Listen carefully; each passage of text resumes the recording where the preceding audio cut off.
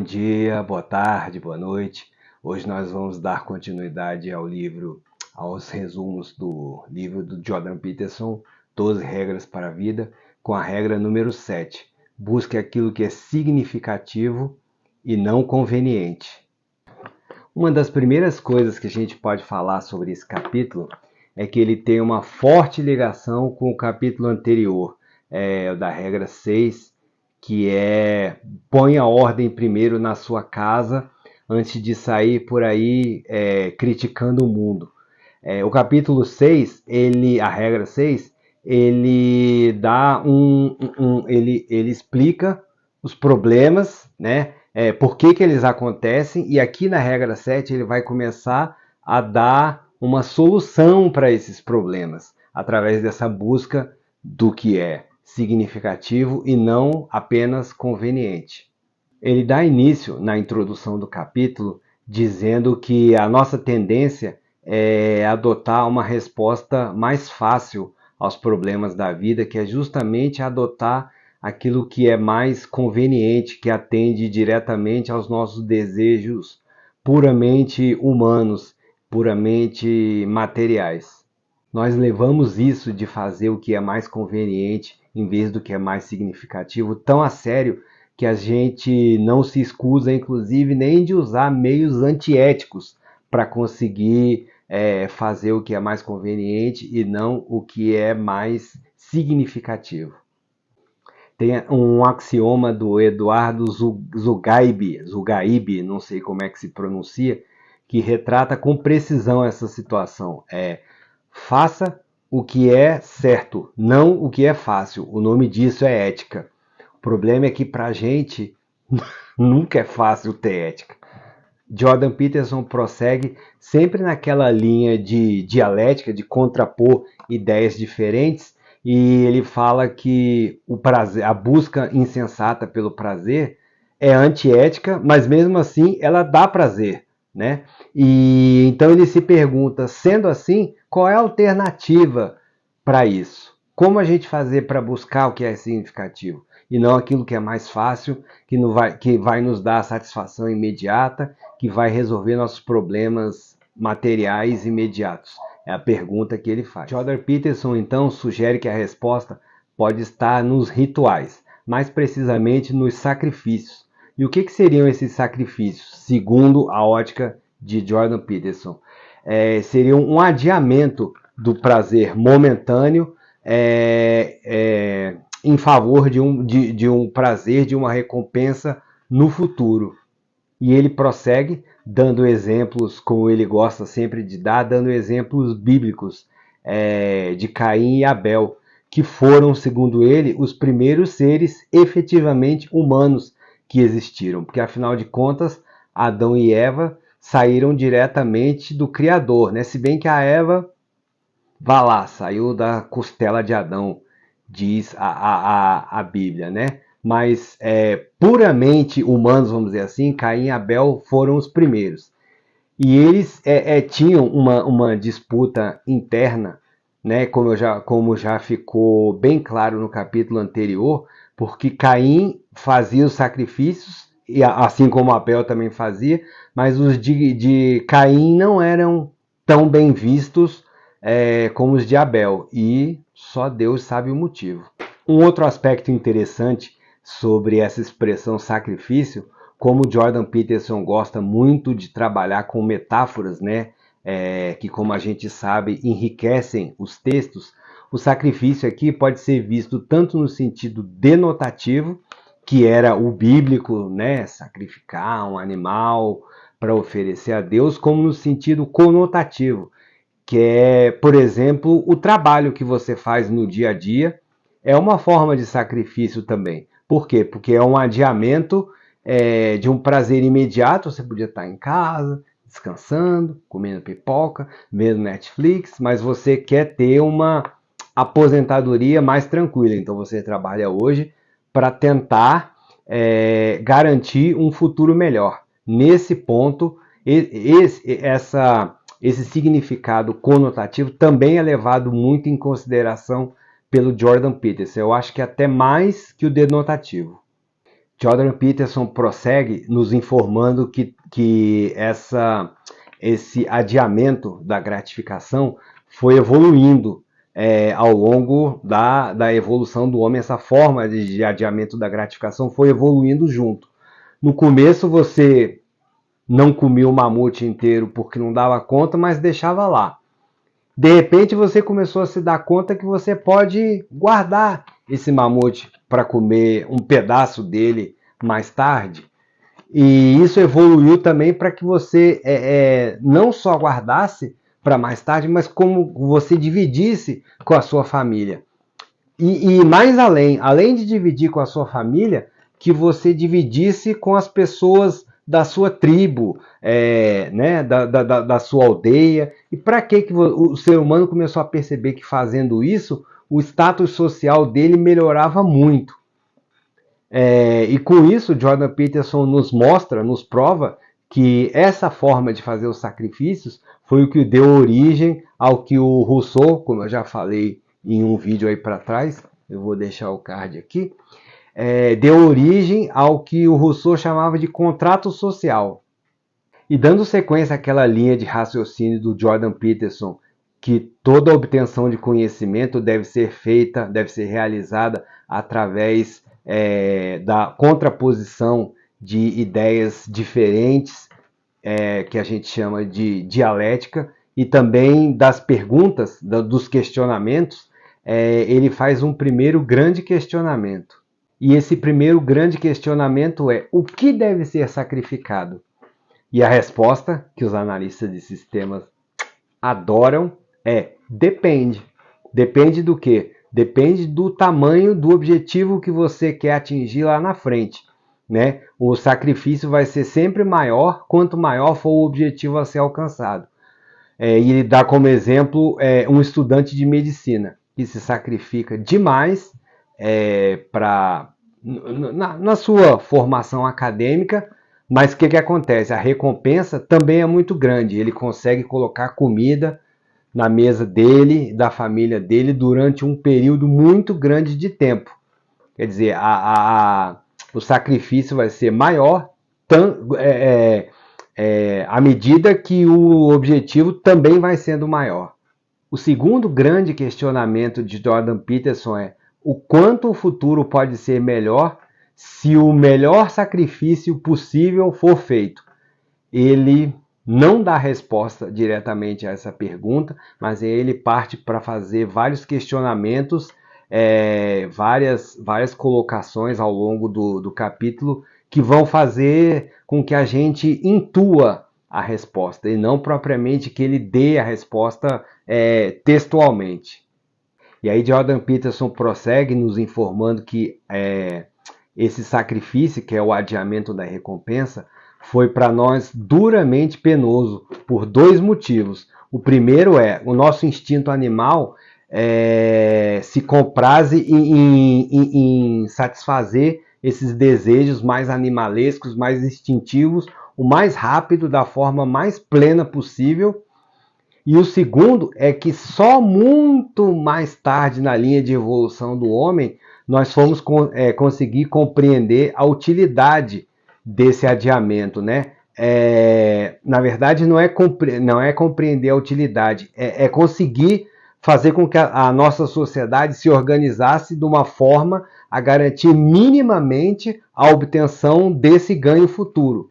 E aí ele cita como exemplo esses adiamentos que eu já falei, do mamute, que eu não como todo, que eu guardo um pouquinho para minha família, que eu guardo um pouquinho para o pessoal da minha aldeia, e de repente eu começo inclusive a guardar dinheiro, quando o dinheiro, a moeda de troca, começa a guardar em instituições bancárias, começa a poupar, e isso motivou realmente esse crescimento da sociedade. E ele coloca mais uma vez esse salto que a sociedade deu de animal para humana, quando esse adiamento do ganho, quer dizer, esse sacrifício, passou de ser simplesmente ocasional para ser realmente intencional. Quer dizer, eu estou conscientemente adiando o benefício, ou seja, eu estou conscientemente fazendo um sacrifício. Todos nós sabemos que o que difere os homens, ou pelo menos a maioria deles, dos animais, é a nossa capacidade de observação. E nós fomos observando ao longo do tempo que aqueles que conseguiam se sacrificar mais eram mais bem-sucedidos. Então isso reforçou a nossa crença de que fazer sacrifícios era, entre aspas, um mal necessário. E como Jordan Peterson já havia feito nos capítulos anteriores, embora ele não se considere um cara extremamente religioso, ele gosta de pontuar sempre, como vocês já perceberam, ele gosta sempre de pontuar as coisas dentro dos capítulos com exemplos bíblicos e religiosos. Então ele cita acertadamente que o maior exemplo de sacrifício que já houve no mundo foi o de nosso Senhor Jesus Cristo, que deu a sua vida física para a remissão dos pecados dos homens. Mas a essa altura, você que me assiste pode estar pensando, poxa, mas Jesus Cristo é um exemplo muito além das minhas capacidades. E você está certo, como é muito além das minhas capacidades também e de todos nós. Só que Jordan Peterson faz questão de desmistificar isso, dizendo o seguinte: esse tipo de sacrifício também foi possível para homens, entre aspas, comuns, porque esse exemplo que eu vou dar não é comum, mas é bem menos divino do que o Cristo. Mas foi um exemplo que também foi possível para Sócrates. Bom, e ele prossegue dando um exemplo, contando como foi o final da vida de Sócrates, né? Sócrates era um filósofo que foi condenado a tomar veneno, porque os caras não gostavam dele, então todo mundo que estudou a história acha que realmente a condenação foi injusta. Só que Sócrates não se vitimizou, ele preferiu escolher o que era significativo e não conveniente. Ou seja, ele queria dar um exemplo para os seus concidadãos e tal, então ele não desdenhou da morte e da condenação em momento nenhum. Pelo contrário, ele fez da condenação, que era obviamente uma coisa ruim, ele transformou numa coisa boa, pensando, eu vou livrar os meus amigos de um monte de preocupações que eles têm comigo, eu vou me livrar das chateações de ter que morrer velho, com complicações de saúde, e eu também vou aproveitar para, antes de morrer, quando eu puder proferir as minhas palavras finais, jogar um monte de coisa na cara dos meus acusadores. Então ele realmente fez isso com ousadia, com coragem, com sinceridade, com valentia, e só depois então ele tomou o veneno e morreu como homem. Nós estávamos falando ali atrás sobre esse nível de evolução da consciência, da autoconsciência, e o Jordan Peterson fala aqui que a nossa autoconsciência de entendermos como o mal nos atinge também faz com que a gente seja conscientemente levado a infligir ao mal aos outros. E ele aponta que esse tipo de mal, para ele, é o mais doloroso. E como o Jordan Peterson gosta de fazer também sempre, quando ele sente que o texto está descambando um pouco para desesperança, para um niilismo, né, para uma coisa meio sombria, ele faz questão de nos puxar de volta, dizendo que realmente a dureza da vida pode ser motivo de sofrimento e pode levar a fazer com que a gente se desespere e saia fazendo inclusive coisas, como eu já falei no capítulo anterior, de sair atirando nos outros.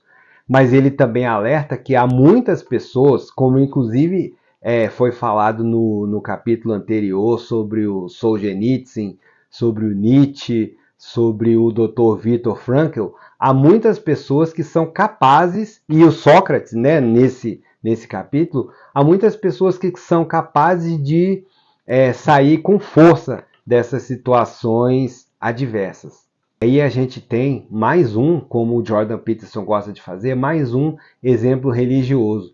ele nos informa que o Abel, que é o arquétipo do bem, perdeu a batalha, porque ele não batalhava, quem batalhava era o Caim, que é a personificação do mal, mas em compensação, Jesus venceu, que é a personificação do bem, obviamente, venceu o demônio, que é a personificação do mal.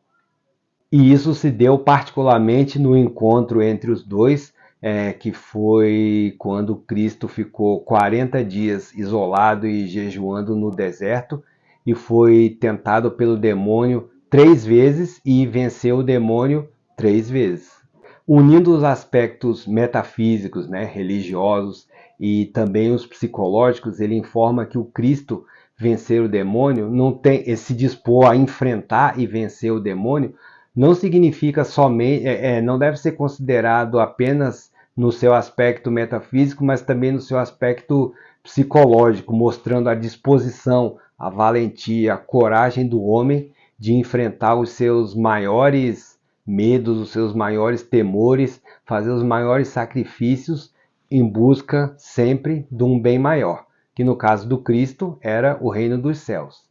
E essa vontade consciente do Cristo de enfrentar e vencer as tentações se reflete muito bem nas 3 respostas que ele dá ao demônio, nas 3 tentações que ele sofreu, que foram transformar as pedras em pão, se jogar de um penhasco, pedindo que Deus viesse salvá-lo, e tomar posse de todos os reinos da terra. Nas 3, o Cristo dá uma resposta que, em suma, significa sempre, nas 3, significa a mesma coisa, né? O meu reino não é deste mundo. Eu estou fazendo o sacrifício agora de recusar o que você tão generosamente me oferta, porque a minha preocupação é o bem maior, é o reino dos céus, é a espiritualidade, é a vida eterna. Isso é importante para mim. Então eu vou abrir mão, eu estou abrindo conscientemente mão do que é conveniente em prol de um bem maior. E particularmente na segunda tentação, que é a de se jogar do penhasco e fazer com que Deus venha salvá-lo, o Cristo dá uma resposta ao diabo que ilustra muito o contraste gritante de como as coisas estão hoje em dia. Ele vira e fala: não tentarás o Senhor teu Deus. Quer dizer, ele sabia da sua responsabilidade, do que ele tinha que fazer, e ele não aceitava que o diabo, ele não aceitava que ele mesmo sendo filho de Deus, colocasse Deus em posição de ter que vir ajudá-lo, né?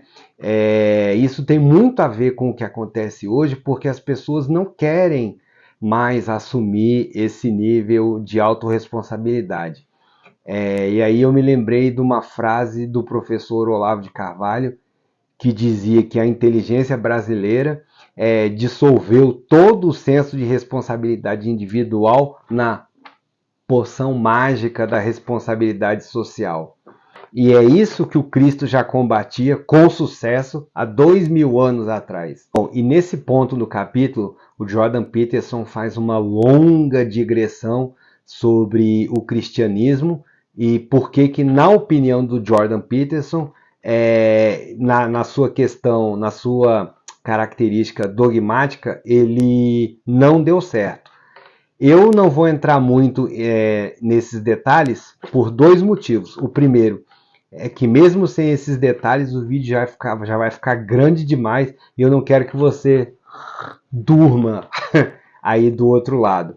E a segunda é que eu não tenho conhecimentos suficientes para falar sobre isso. Então seria muito leviano da minha parte se eu me atrevesse a falar sobre cristianismo, ou sobre a falha do cristianismo, ou sobre o sucesso do cristianismo, sem ter conhecimento, embasamento teórico para isso.